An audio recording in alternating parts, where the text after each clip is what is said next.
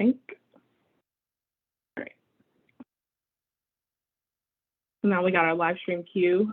Well, good afternoon. My name is Briana Lathon Bluford. I am the chair of the LBA's Young Lawyers Section, and I will be moderating or helping guide our discussion today. And it truly will be a discussion about the ABA's 21-day Equity Habit Building Challenge. It's a mouthful. And the program, as you know, now is being live streamed for those who aren't able to join us now. Obviously, our hope is that these conversations will continue and that we'll get some good feedback. So I guess just to do a little bit of level setting, just because I know sometimes when we engage with material like this, some of us have had prior engagement, some of us are literally starting from scratch. And so I wanted to do a little bit of level setting, and then also just kind of explain what the challenge was for those who might be listening to this and would go seek out the materials later. So the ABA's 21-day Equity Habit Building Challenge guided us through a carefully crafted curriculum of books and poems and articles to expose participants to perspective elements of Black history, identity, and culture. But today, I had a conversation, last week I had a conversation with Kristen, and we talked about, wanting to really hone in on how we can use the newly gained knowledge from the challenge to make a positive impact in our Louisville legal community and just the greater Louisville community, because the challenge did kind of broadly address race and, racial equity issues, but not necessarily always tethered to what that looks like here in Louisville or in your backyard. So just to get things started, and I just wanted to see, what were the things that stuck out to people? What were the topics that stuck out to you, if any, and why? I guess I'll start.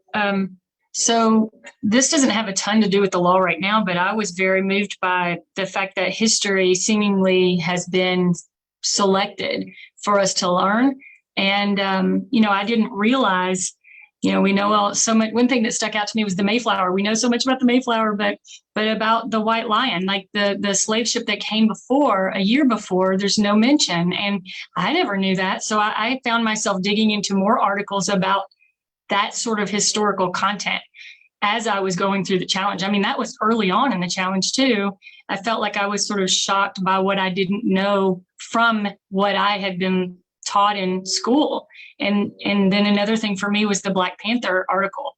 I had always felt like I'd been taught negative things about the Black Panthers. And I feel very ignorant today because of what I feel like I'd been taught and learned over the years. Not just what was selected from the media for me to see, but also what I've just learned growing up. So I felt like it was an obligation of mine to go and do a little more research once I saw that. And I even started that conversation in my own family with my husband. What did you think that the Black Panther stood for? And I talked to my children. So, I can already see the change in some of the historical content for me. I'm trying to bring into my own family because I bet you they're not getting it.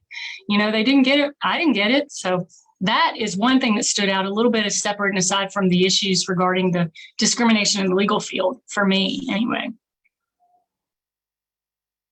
I think you raised a really good point, Amy, and one of the things that the challenge does a good job of is really peeling back the layers around whose narratives are privileged in, public society and public history, whose narratives are canonized in a sense, who makes it into the book and who doesn't, whose narrative has to be an elective or what have you. And I think that that's a really good takeaway. Are there any other areas or topics, articles that stuck out to the rest of the group?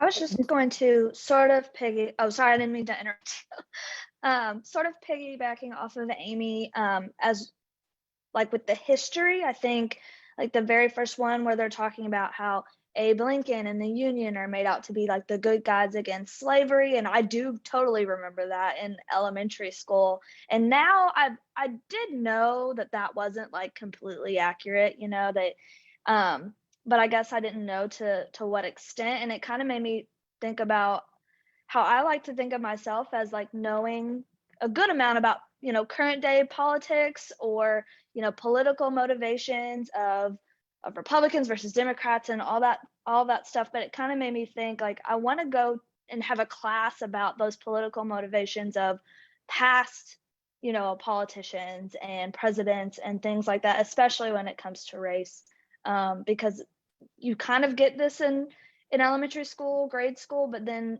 nothing more in depth later, like in college or what have you, unless you probably take a very specific class, but not like a generalized knowledge of history. And then other than that, I was, I guess, most shocked by my results of the test that we took sort of in the middle of the challenge. And I think we'll probably get to that, but sorry. The IAT? Yes, and like your inherent bias, because I guess I was one of those people that was like, oh, I don't have that. I don't, that's not me. That's not for me. And the test said otherwise. And I felt like a horrible person. So I'm sure we'll get to that. But that was the only other thing that I was like, wow.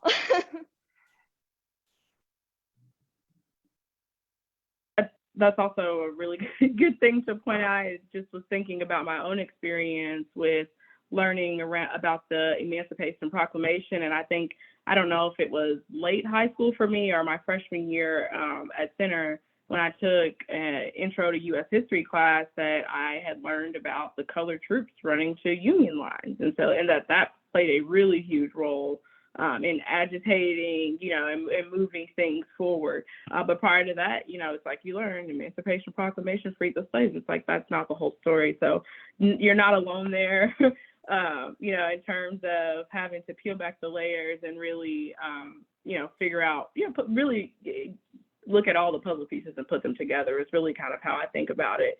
And then I did make a note about your test results. I took that test a while back, but it's been a while since I took it.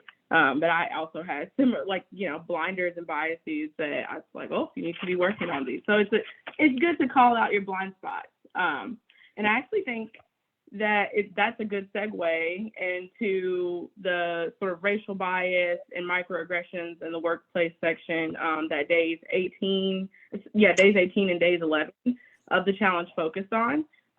Because, when we have tools like the test that call out our blind spots, it does help us to be more conscious of what we're saying, how we're taking up space, who we're listening to, who we're affirming, et cetera, et cetera. But one thing I wanted to know was the group, were you all aware of what microaggressions were and kind of how they manifest prior to the challenge? We have a really interesting makeup of people here on the call today, and I will not speak for others, but I will say as a woman in the legal profession, I was well aware of microaggressions before the challenge. I think that is one place where we can really empathize and identify with people of color that are going through that. Obviously, the struggle is completely different and the experience is different.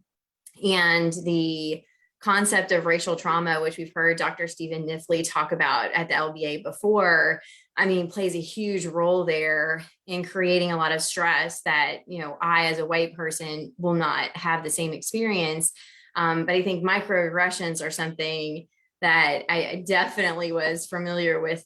Oh, you must be the court reporter, or can you make a copy, or can you go grab a coffee? That's something that I think many of us here could probably identify with.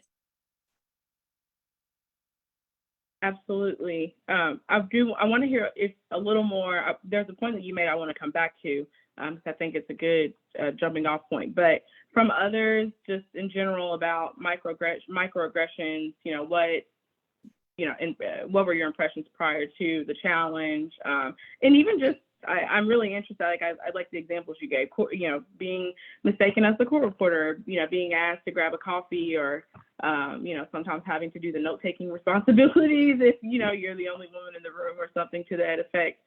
What are some other things? Well, I'll add, sorry, Brianna, I'll just add that I feel like, again, with most of what I went through at the ABA challenge, I found myself Googling other articles and Googling other things to sort of support that. And one thing that I found interesting that I have to admit naively that I didn't know was a microaggression but I'd heard it so many times from other white people, was that they're not prejudiced, and that prejudice is, and racism and prejudice goes way back, and it doesn't exist today, at least in their area of their lives. Obviously, we know that it does exist based on, well, a million things, but certainly in the last couple of years, I don't know that anyone could really adequately deny it. But that comment, I must admit, I have heard so many times. People don't think they have these prejudices against other people. And I don't think I ever acknowledged that that would be considered a microaggression, but wow, I can see it now, right? I can totally see that, because how can you say that if you don't walk in another person's shoes? You have no idea. And I just, that was one of my honest concerns coming into the call today, because I don't feel like, who am I to speak about what needs to be changed? I don't even know what the problems are, like from a perspective that others might understand. And so I enjoyed doing this challenge because it really did help open my eyes to what these things are called and to what the real issues are facing African Americans, certainly in the legal system as well as everywhere else. But that comment has started to really pierce me in a different way now, because I don't think they even know, and I don't think that the people who are saying it, at least in my experience, understand what they're saying. Like, they truly believe that they don't have prejudices. And I think if they were to do this challenge, they would absolutely say, whoa, yeah, I think I do. Or maybe, I don't know why that's become an apropos saying. It's bothersome to me after this, for sure. Yeah, Amy, one thing that stood out to me is this concept of color blindness. I know, at least for me, growing up in elementary school, it was, we don't see color, right? That was the party line. And so you would just treat everybody the same because you don't see color. And that is patently false, right? As human beings, we do. And taking that position is to devalue the other person's position and say, well, I'm going to say, I don't see you, and I don't see that you have differences or that you have something that you're going to bring to the table.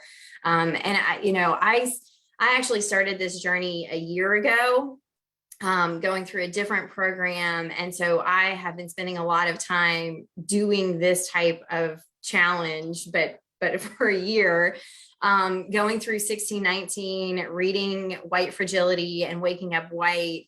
And when I first started this process, that being hit with the color blindness, that for me, I had the same kind of experience that you did, Amy, where it was like, whoa, yeah, that makes perfect sense now that you say it, but I had never internalized it like that before. And I think it takes work. I mean, that's the thing. When 2000, well, let's just start with Briana. When that occurred, when that horrific incident occurred, all of us sort of woke up and said, whoa, what, those of us who are on the other side of this. And it's just, I've started to reach out to my friends, and I needed help understanding a whole lot that I've never been exposed to. And I was not met with the, all right, let me help you. I was met with it's not my job to teach you. You need to go figure this out. And I was like, whoa. So then I became really sheltered. And I would, like you, Sarah, I read White Fragility to my kids. And, I tried, but I cannot possibly understand. I cannot possibly teach myself. There's not enough materials out there that's going to let me walk in the shoes of someone who's gone through it. And so I love this forum, but I really certainly would love to see some more, certainly with the LBA, some more activity or CLEs that would concern, some African-American lawyers coming up and talking to us about how these things take place. I want to see history all the way from what were your experiences in law school, and then coming up through as an attorney, and then what can we do? And then let us know, what is it like? One of the things that I did within that last couple of years was try to arrange for a friend of mine's children, who are much older than mine, to speak to them about their experiences as an African-American boy growing up and turning teenager into college, because I think that my children who look up to them will be able to learn better that way. And so, I think I feel like we're always going to be in this position of learning, but I love that we now can notice some microaggressions and notice what really we need to notice, but it feels so late. Like I feel very naive and very late to the game. And I don't want that for our next generation, like certainly of lawyers even, right, who are coming up. You know, I would love for them to understand how to work with those of us who are so ignorant to the matter. I'm sorry that I'm having unstable internet, and 2 years into this, you would think that I could have figured out, but I don't. So I'm sorry if I freeze. But one of the things that has struck me, and I think this picks up on a lot of things that you all have said, is, you know, we can't will ourselves to be anti-racist by our good intentions. And so this idea of a habit and setting aside time to study, to focus, to take proactive steps, it's like, I can't say I don't want to be racist. And in part, it's because we are so surrounded by the institutions that have benefited white people, that have made it very easy for, you know, us to become lawyers, for us to, not to say we don't have personal challenges, blah, blah, blah, but just the intentionality of, you know, it's hard to build a habit, but if you build a habit, it's because you're devoting time to it, you're devoting energy to it, you're focusing on it. And it's not just, I hope I'll lose 20 pounds. You know, it doesn't, I mean, it creates intention. So that's one of the things that struck me. And also, Briana, I'm also a center grad, so I'm happy to see that we have that in common. Oh, glad to meet center people. You all raised a lot of good points, and so I wanted to just kind of recap on some of them. And one of the things to me that came up was the sort of stigmas, I think, in general that are associated with talking about issues of race. And so it makes people want to say, you know, it lends itself, you know, for people to kind of burrow into statements like, oh, I don't see color, or, you know, I'm not prejudiced because the other intersection that, you know, is, you know, oh, people will see me as, you know, this really horrible person. They won't want to talk to me. Maybe I'll lose business, et cetera, et cetera. And so I think it's really easy for people to just kind of say, oh, no, I don't have these biases. And then it stops there. We're not even, you know, allowing themselves to be vulnerable and dig in and kind of do some of the work. Excuse me. And so I think that is like a huge, it just really plays a huge role. But one of the things that it also does is that it doesn't help, you know, advance equity. Because if you're saying, like, I don't see color, then you're not going to take into account the way that, you know, the law school experience, the, you know, bar study experience, all of these things, you know, impact, you know, Black people and aspiring Black lawyers really differently. You know, recently I was at a social and we were talking about just, you know, one of the number one things is a lot of the times when Black lawyers are trying to become lawyers, we're usually the first, or, you know, maybe we have a distant relative that's another lawyer. It's not this sort of fifth, sixth, seventh generation, or, you know, even second generation kind of deal. And so, you know, you have this sort of gap in, you know, knowledge resources, but like actual resources too, a lot of the time. You know, and so there are people who literally can't afford to do certain things just because, you know, just because of socioeconomic factors and just other things. Even their families sometimes just not even understanding all that it takes, you know. And I'll say even for myself, I mean, I'm a third generation college student. And so my path as a Black woman lawyer has looked really different. I went to DuPont Manual High School. I went to Center College. You know, I've traveled all over the world, you know, in terms of studying abroad and stuff. And so even I have to sometimes stop myself and think about, okay, you know, I had a lot of opportunity and still do today. There were a lot of things during law school where, you know, I didn't have to work. My parents were able to help me and support me. That was 100% not true for the other Black law students that I was in school with. It just was not true. And so that, you know, when I look at the fact that I was able to graduate with honors, well, of course you were, you know, because literally my job was to do school. And so I try to remember that when people reach out to me, to connect me with other students who maybe had to balance a little more than I did, and try to, you know, include that into a more holistic process if I'm making a recommendation, or just making sure that I am also being aware, you know, and not trying to make the sort of Black law student or Black lawyer experience this monolith, because it's not. It really is. And so we have to kind of take a step back sometimes and make sure that we're not putting on, whether it's color blinders or class or whatever, layering those things and making sure that, we're trying to be as aware as possible of the, various, paths that people take to get there. I thought also too, for you, Kate, that you said good intentions are not enough. And it made me also think of what Amy was saying around privilege, wanting to hear more stories and experiences. I think that that's so true. And that is something that from other lawyers that I've talked to, if you start talking to them either about a mentorship experience or something, most people who they've interacted with, that, say, oh, I'm going to be your mentor, or, I'm going to sponsor you, they have good intentions, but they haven't necessarily done either the self-interrogation to make sure that they are, being the best sponsor and mentor that they could be, and not perpetuating some of these systems that we read about. Because sometimes it's not just enough to connect someone with someone. Sometimes you have to do, a little more depending on what's going on. And so I definitely am right there with you in terms of, I think one of the major teachers in this area is just having the opportunity to connect with people who are willing to share their stories, creating space for people to have their story shared, but also to have that, those truths affirmed and not questioned, take what people say at face value, because most of the time, they've walked this walk for, however many years that, most of the time they are not making it up. The majority of the time they're not. And, trusting that, whatever story they're sharing or experience they're sharing is true. And I think that is one of the big things sometimes in the workplace, that, when I think about policies or practices that sometimes can look neutral on their face, but could disproportionately impact groups, even if, it could be small things.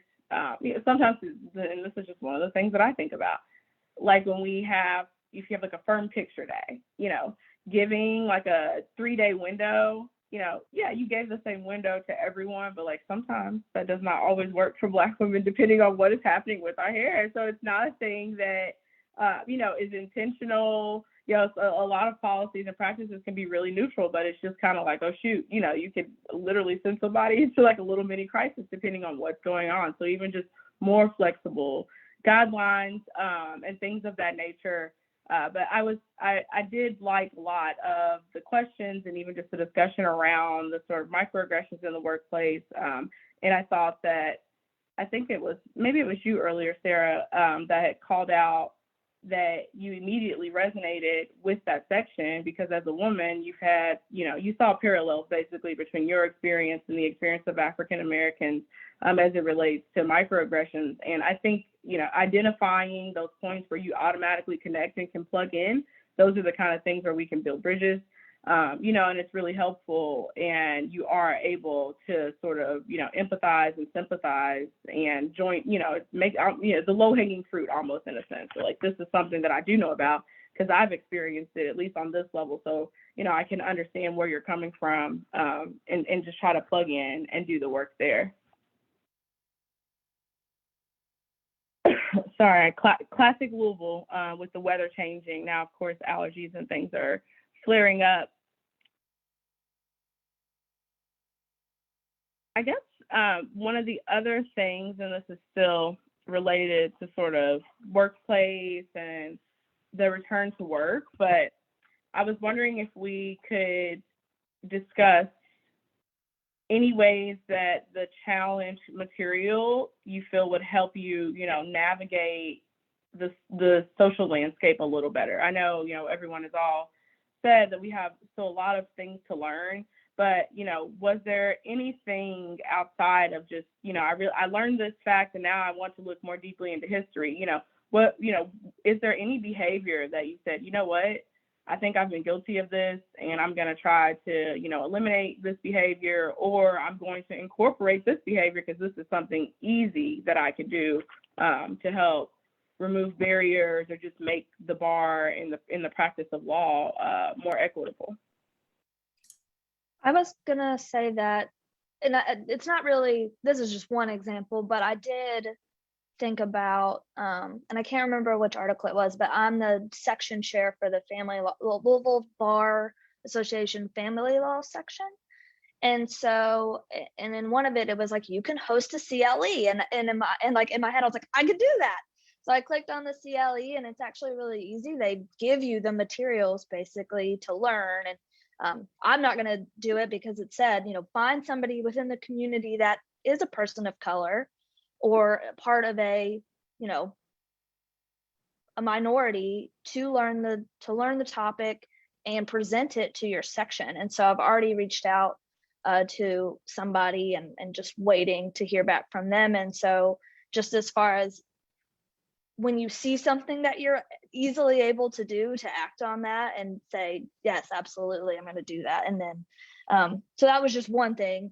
Obviously, I did see myself being guilty of some things, and I don't know if it's anything specific, but just seeing all the statistics, especially with the one that's sticking out to me is when they had a group of attorneys read writing samples from I guess it was supposed to be law students, and when they put on there, this person is Black versus white, and the differences in that, and you have to just assume obviously that your firm would be the same way, the same statistics would come out anywhere, even as it relates to you. And so just being aware of that, and I don't know, like, we're not a huge firm, but I was thinking, if I'm getting writing samples from law clerks or potential associates, could you, through the interview process, like whether you're using Indeed or I don't know what, or maybe your office manager could sort of filter through that and take away any identifying, like, not that I don't know if Indeed like asks for your race or not, but just going through making sure you have a system to where you could take that out and just look at the work for what it is, and taking out any risk of implicit bias. Briana, piggybacking on some of what you said, on some of what Amy has said, I am guilty of not wanting to make myself vulnerable to have uncomfortable conversations. I am always afraid I am going to say the wrong thing and then it's going to look bad on me. And so I'll just say nothing. And there have been opportunities over the course of my career in interacting with either Black associates or other people of color, where I have felt like I want to say something to you. And this came up in one of the articles that was, your Black colleagues are not okay, right? And Amy, your experience of like reaching out and saying, help teach me. And then they're like, no, I don't have the bandwidth to teach you. You need to teach yourself, right? And so where have we come from that starting point of, okay, now we've realized we need to be taught and they're not the people to teach us. We need to teach ourselves. And then where do we go? And how do we open up those uncomfortable conversations? So recently, the war in Ukraine has broken out. And I have a colleague who is Ukrainian American, and I had a choice. I could reach out and say, are you okay? I'm thinking about you. I want to support you. Or I could say, this is uncomfortable and I don't want to make you uncomfortable, so I'm not going to say anything. And so this time I chose to take the path of reaching out and saying, like, I see you and I acknowledge that this must be difficult for you. And I'm here if you want to talk or not. But I wanted to acknowledge it in a way that I was unable to acknowledge it before. And I think that's part of this growth process of exposing ourselves and then making ourselves vulnerable to those conversations. And I just want to say with what Macaulay mentioned, you're asking, what can we do? What can we identify to sort of change moving forward? And I actually, got my little notepad here of what I wanted to kind of point out. And one thing that I noticed for me that I kind of kept coming back to was, because I feel so naive, I keep saying that over and over. And just like what you said, Sarah, I wasn't feeling like I was getting information in the resources I thought would be happy to give me information. Again, maybe that's naivety as well.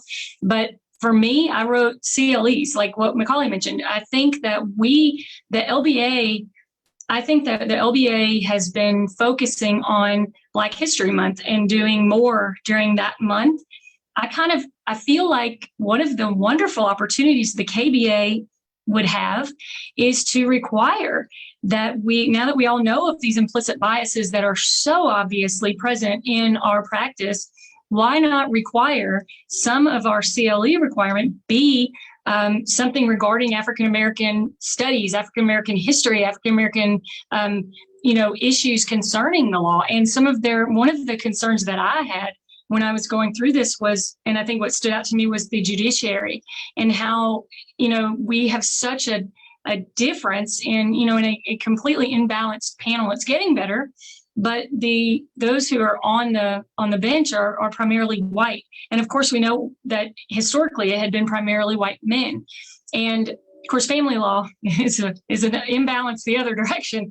But with regard to African-American lawyers and their advancement, I'd like to see some more CLEs on that, certainly through the LBA. That would be an easy fix. There should be at least one, CLE, I would say a quarter, if not honestly a month, offered to teach those of us about implicit biases in the workplace. And honestly, to address so many of the topics that would be sort of an easy roadmap, right? To have a CLE offered, based on every topic in the ABA's,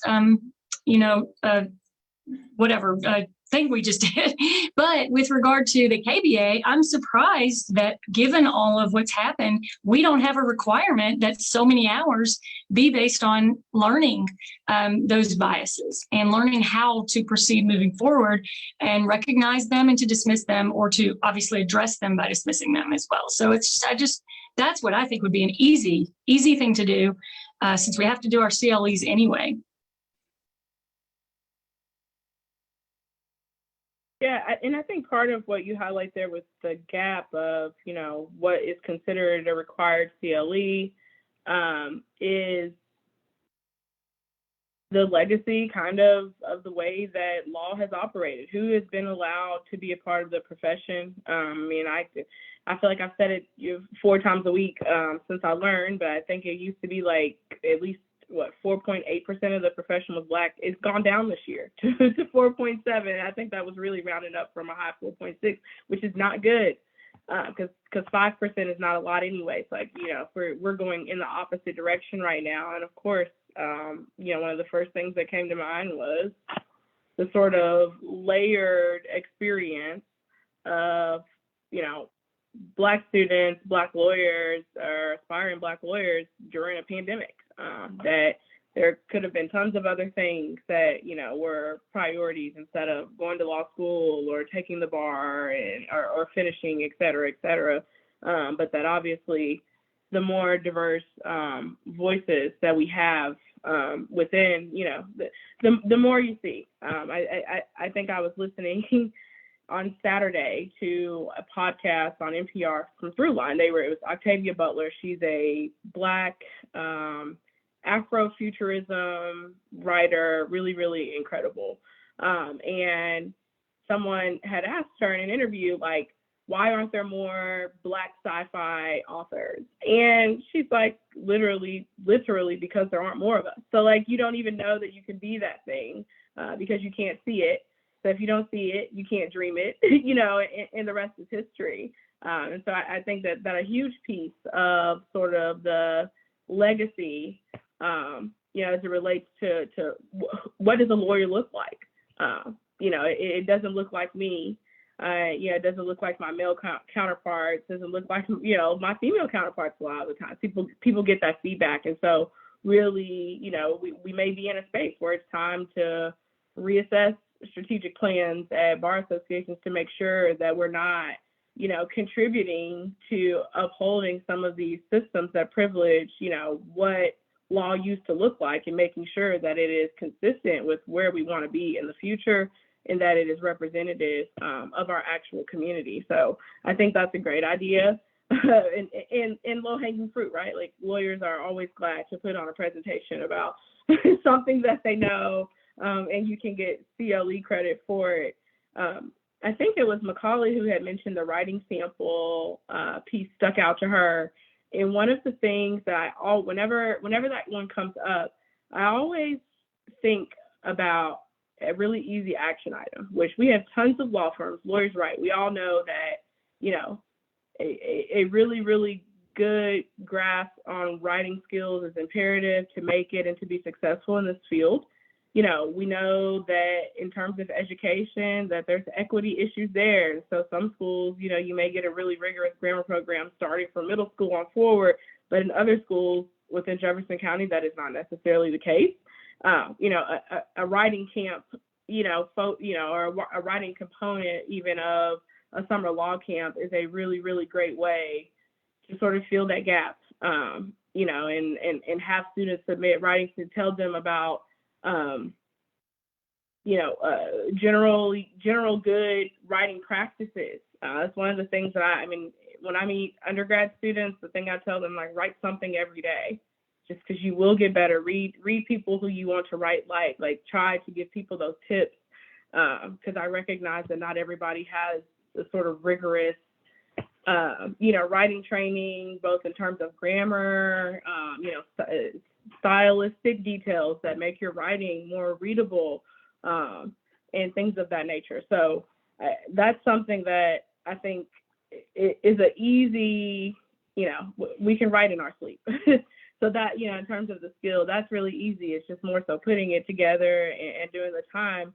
And then, not that the writing sample issue would solve itself, obviously, because if you have biases, if you're thinking that literally black law clerks or Black associates are less smart and write, you know, more poor than others just because they're Black, then you have a long way to go. But it definitely would at least help in terms of knowing that you contributed to the, you know, development and skill improvement of a group that may not have access to that. So you give somebody just an additional chance to get just a little bit better.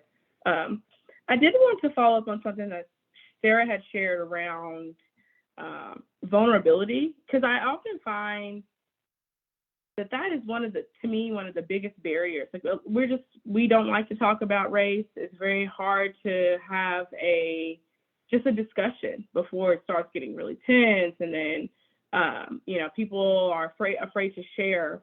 What are some things that you all think, what would help make, you know, is there a specific type of forum that you think would, you know, help, you know, make people more willing to share? You know, is there a place, or, you know, what do you think? Would it help having, you know, rules at the outset? I'm just curious, and especially with lawyers, because we tend to be more, you know, risk averse than others in terms of not wanting to say something that could have, you know, major consequences now or later. So, but I'm really curious about that, because I do think that as a profession, it holds us back a lot, because we just won't talk about it. So we just like, oh, it's fine. And it's not, obviously it's not. You know, one of the things that my firm has done over the past year, it came out of the summer of 2020 and all of the unrest across the country. We created a program called Inclusive Conversations, where once a month we would have a topic, and there may be a couple of articles associated with that topic. And then we would get into small groups. And so it was anybody who wanted to participate. It was optional. It wasn't mandatory. And so you would, for it, very similar to what we're doing here, where we went through the challenge and then we got together and talked about it. So for, we did in June, we did it on an LGBTQ issue. And so a group of us got together and then just talked in a group of 10. And there was a moderator who would kind of ask us probing questions to get us started in the conversation. But then it was just us sharing our experiences together. And I think that feeling of we're all volunteering to be in the same space because we want to grow, and it is a safe space where we can have a conversation, and we know that we're all there for the same purpose of growing, not there. You know, if I say something wrong in this context, someone's going to correct me.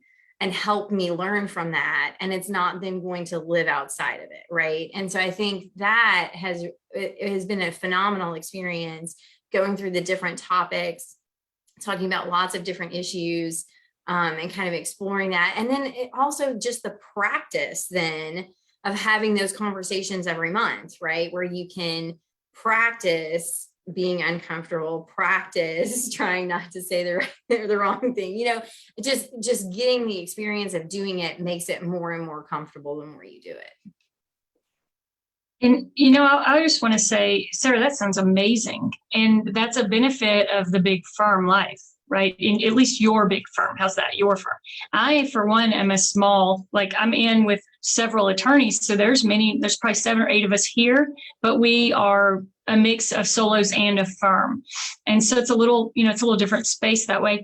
But what I would love to see is something like that for solos. I think this is another opportunity for the LBA, to be honest with you. And I think that it would be a really a game changer for those of us, all of us, to learn how to adequately represent our clients of color.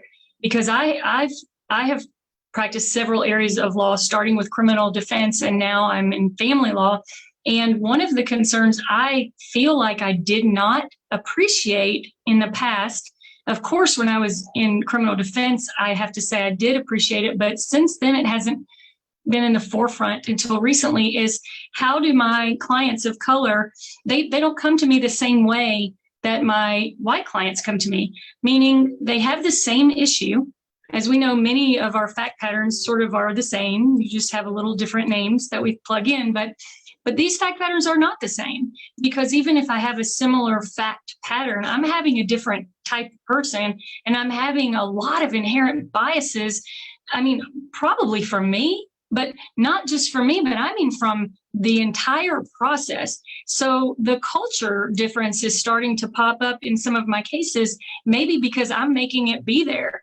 You know, I know that in the past, I didn't even know what I didn't know. That's a wonderful way for me to explain it.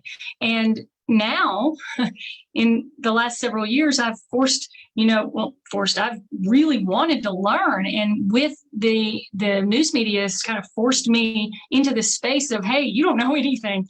And so I started to learn. And now I look at my clients completely different through a different lens. And now I concern myself with, how do I represent them? Because I've noticed that, you know, I can't approach a case the same way with my white woman as I can with my, you know, or as I should with my Black man. And it worries me because I don't know if the judges are doing the same thing. Like, I feel like there's a different type of evidence, a different type of baseline that needs to be there before we can really address these issues. And I don't know how to get there. You know, and that may be something it needs to be addressed right now, but I need help. And I think our best way to get help for that is, well, the community, number one. I think if we could open up some sort of forum of sharing from the community to teach lawyers. You know, I mean, why do we think we can't learn from our own clients, right? And certainly the, you know, other attorneys who've experienced this and maybe figured out how to approach a case where they have different cultures and different, you know, people of color. I mean, in family law, we have all areas I know, but I have dealt with, you know, people from India and Africa and, you know, even, you know, Spain. There's just different ways of life. And I feel like our judiciary, and to their credit, how would they know? I don't know what they're taught in their college, but, you know, they have judicial college, but I know that there's some inherent biases because they have lives that bring them to the bench as well. And in family law, you have bench trials. You don't have jury trials. And so that is another, I know I'm opening up a lot here, but it sort of does come with what Sarah's saying.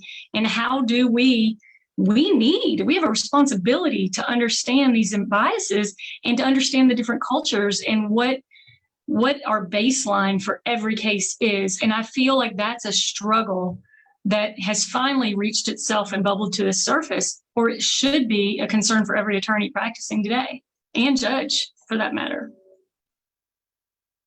I think you raised an incredible point, and it was why I was so pleased that day 12 of the challenge focused on the moral and ethical duties as it relates to the law. And specifically, I love the statement that they said, advancing equity is not merely a moral imperative for lawyers, but also a matter of legal ethics. Because for all the reasons you just said, you know, how can you adequately represent someone, you know, in their best interest if you have not actually taken into account how they might be perceived, you know, what the social implications even in their own community around the, you know, interacting with the legal system, you know, and that just this, all the sort of even, you know, identity politics kinds of things, you know, just like you said, I think that I was really glad to see them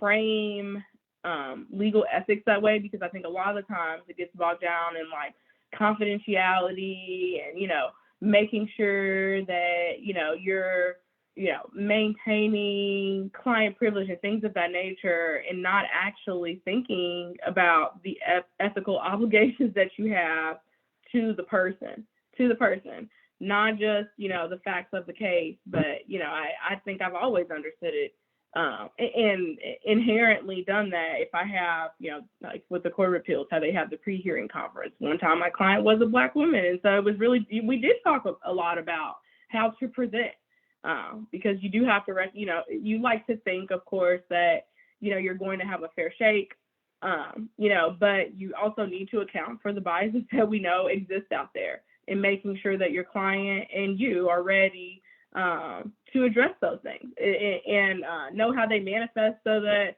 if you are in a bench trial and a judge asks a question that you're like, I kind of know what this is, and so let me respond in a manner that addresses, you know, both elements of it, you know, so that someone is not losing or, you know, based on a stereotype, you know, something is in a sense that they can't control. But I was really interested. That was the last part that I had for this, was about ethics and morality, because I really thought that, to me, that is where you would really see some sort of, you know, game-changing impact, because in our day-to-day practices, if we really are considering the whole person as it relates to a client, whether your client is a business or whatever, that you have real room for impact there. If you really are being aware of all the needs of the case, and not just the sort of textbook, like, oh, this is a breach of contract case. Like, okay, but, you know, maybe I also, in order to be most, you know, advantageous for my client, I might need to get familiar with stereotypes around Black people and money, or, you know, stereotypes around, you know, whatever else, you know, could be related to your client's culture. So I just was interested to see what you all thought about that framing or the call to action. Is it something that you were already including in your approach to practice?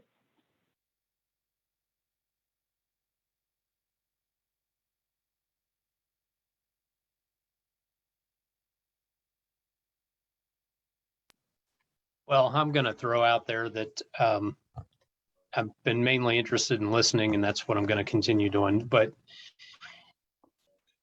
I'm less hopeful than you all are about a lot of members of the bar and the public.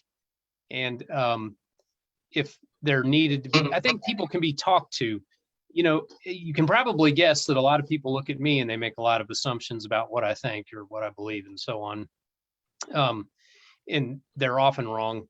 You know, white people will look at me and talk to me like that. Those people are out there. There's more of them than we want to admit in the profession. They're way, you guys are way advanced, okay, compared to what you see from a lot of the profession. I appreciate everything I'm hearing. A lot of it sounds real similar, and some people are just really cavemen compared to what you all are talking about. And I just hope that no one forgets that. Maybe we shouldn't be concerned if we don't think we can ever fix any of those problems. But what I wanted to learn was, how do you reach out to someone who's their issues are rooted somewhere in the mid to early 60s, and they're still walking around in our profession and carrying certain attitudes. It doesn't mean they're old necessarily. That's just the kind of attitudes we hear. Because I feel like if you don't have an approach to eroding that, then would you be successful at the more advanced things? Microaggressions and things like that, I think, are very important. But some people are just engaged in macroaggressions. So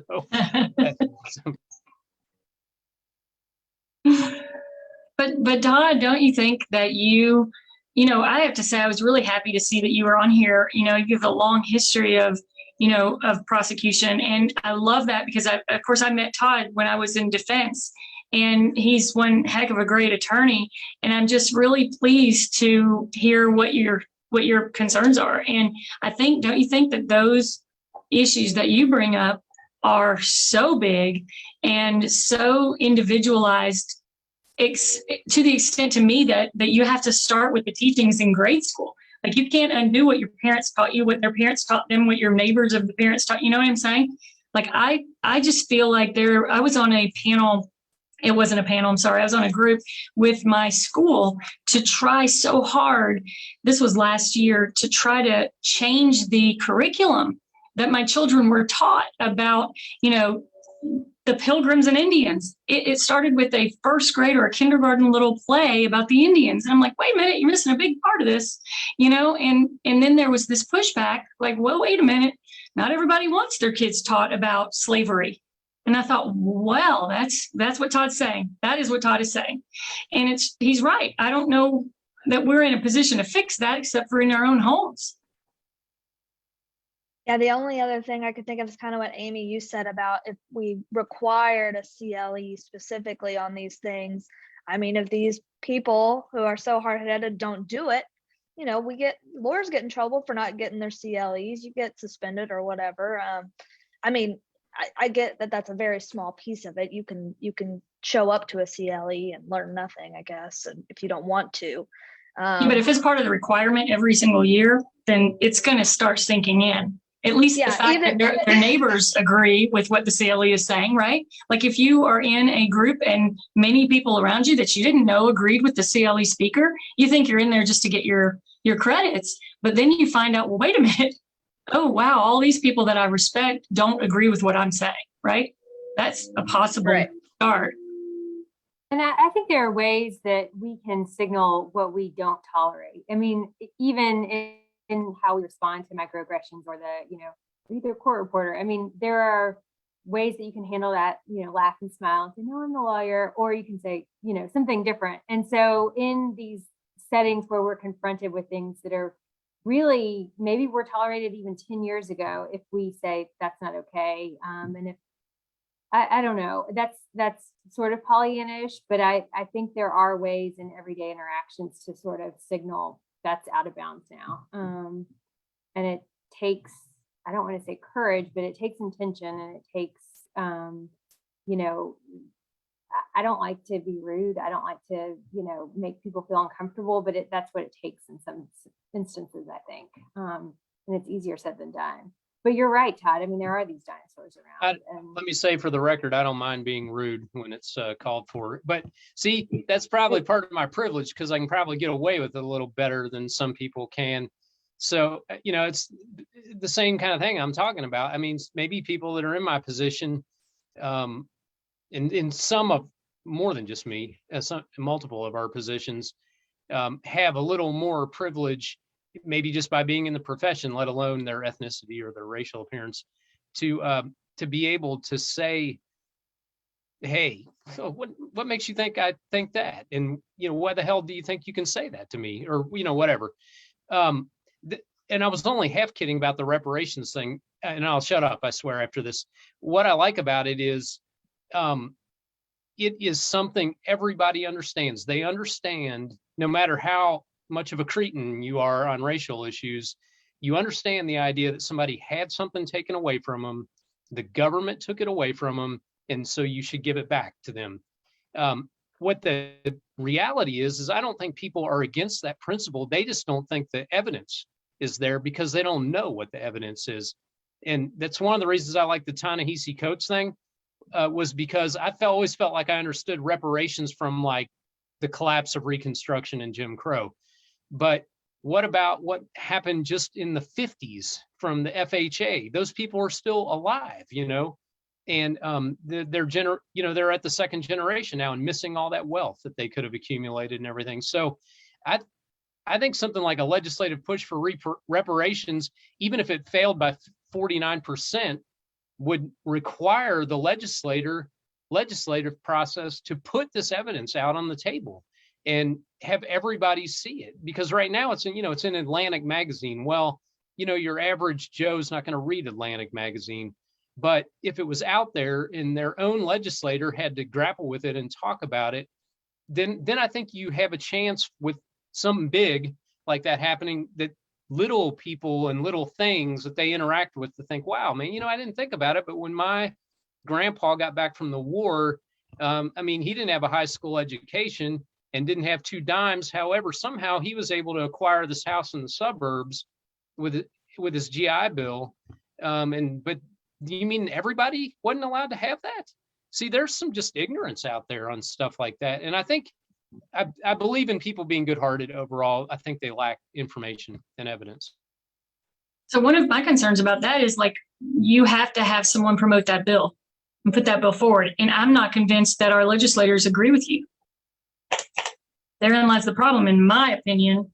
So Todd, would you like to take this on and become a legislator? Well, some of one of my law associates here is a state senator. Unfortunately, he's in the super minority, as it were. Yeah. But I wouldn't say that he wouldn't do it. I don't know. I think you're right. I think sometimes the party that you think would be the proponent of this kind of thing are a little too worried about making friends with the people in the supermajority and things like that than to take this on. But I think it has real possibilities, whether it's in the state legislature or in the Congress, that it would actually leak out a lot of information that people would listen to. I agree with you about the information and facts. Like a lot of people just don't know. And this is a separate topic, but I did see that last year when we had the Young Lawyers Section had a conversation around mental health, and one of the presenters just very plainly laid out the very specific ways that lawyer personality types, intersect with, anxiety, depression, substance abuse. And, you could kind of see this sort of, not like a collective sigh of relief, but like this sort of moment of like, oh, so like, I'm not just crazy, like this is a real thing, and just acknowledging, the facts and the statistics, that make something more likely instead of just whatever. But as it relates, definitely to this stuff, I think a lot of people just don't know. And then unfortunately, what, in my opinion, what I learned in law school was one of our biggest tools, and I wrote one of my last papers about it in Professor Powell's class when he taught critical race theory, was people, one of the proponents for critical race theory is honestly just, kind of saying, hey, we have racism in our society and we're not going to pretend that it's not there. So like we start there instead of doing this song and dance of, let me convince you that there is racism in our society.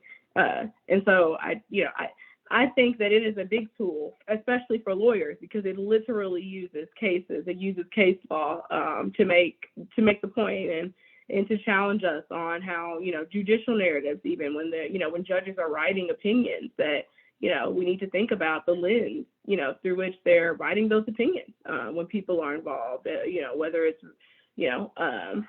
Native Americans or, what have you. We need to think about those things and not just assume, a sort of law neutral, race neutral approach to the law. But I know it's quite controversial right now. So, but I do think that it is a big tool, in my personal opinion, for lawyers to really help facilitate these conversations in the language that we speak. Like I said, it relies on case law.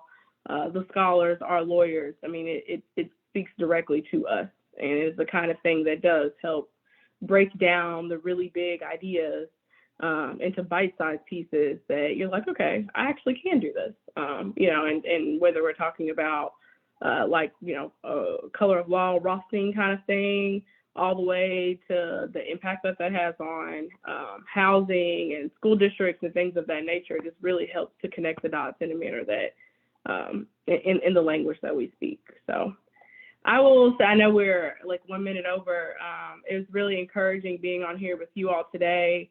I've been work from home for like ever, and so I didn't know how the conversation was going to go, but I appreciate you all being willing to be vulnerable and share your experiences, because there was some really dense material and some really tough topics, and their framing was not shy in terms of what they wanted. Or really it being the ABA, wanted the participants, challenge participants to walk away with. So I'm encouraged listening to you all, share your experiences and also the ways that you plan to incorporate this into your day-to-day practice and into your life. So it makes me glad to be a member of the Louisville Bar. We're a good bar anyways, but we still have room to go, but I'm always glad to be around people like us. Kristen, I don't know if you want to say something before we go. No, I just wanted to thank everybody for participating. It's been a really good conversation. I've been taking some notes for things that we can take back to our staff and talk about, programming going forward. And I do appreciate everybody being willing to come here and talk about, as many folks have said, it can be a very difficult subject because, you don't want to offend people, but at the same time you want to learn and you want to grow, and don't necessarily know how to do that. And I really appreciate Briana kind of being our facilitator on this conversation, and all the thought that she's put into this, and the great work she did to develop this outline so that we could kind of talk less about just completing the challenge, but also about ways to direct what we've learned forward, and ways that we can take steps. Even if you're not really sure where to start, what are those first initial steps that you can take away from this process that might put you on the right path? And I think this serves as a great example for anybody who is watching now or who comes back and watches at a later date, that, no step is too small to be the first step. So thank you guys all very much for participating. I really appreciate it. And thanks again to Briana for her great work. Thank you all so much. And Briana, I really appreciate it. Yes, Of thank course, you. I love this kind of stuff. I literally have done it since high school, and again at Center, and just kind of facilitating these kind of conversations and the research and stuff around it. So always feel free to reach out to me. I'm glad to be a resource. I'm glad to be a resource. So. Well, we appreciate that very much. Thanks, everybody. Have a great afternoon. Thanks, everyone. Yeah.